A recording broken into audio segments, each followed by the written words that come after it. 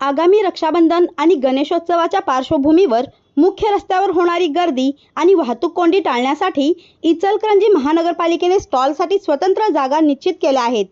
गणेश मूर्ती विक्रेत्यांना Lions blood बँकेसमोरील रिकाम्या जागेत तर राखी विक्रेत्यांना नाट्यगृह चौकातील मंगलधाम लगतच्या जागेत स्टॉल लावण्यास मान्यता देण्यात आली आहे। त्यामुळे सण उत्सव काळात मुख्य मार्ग वाहतुकीसाठी खुला राहण्यास मदत होणार आहे। राखी आणि गणेश मूर्ती स्टॉल संदर्भात विक्रेत्यांनी बुधवारी महापौर उदय धातुंडे यांची भेट घेऊन मुख्य रस्त्यावर वाहतुकीला अडथळा होणार नाही अशा पद्धतीने स्टॉल लावण्यास परवानगी देण्याची मागणी केली। यानंतर महापौर उदय धातुंडे, उपमहापौर अनिल डाळ्या, स्थायी सभापती सतीश मुळीक आणि सभागृह नेते विठ्ठल चोपडे यांनी निश्चित केलेल्या जागांची प्रत्यक्ष पाहणी केली।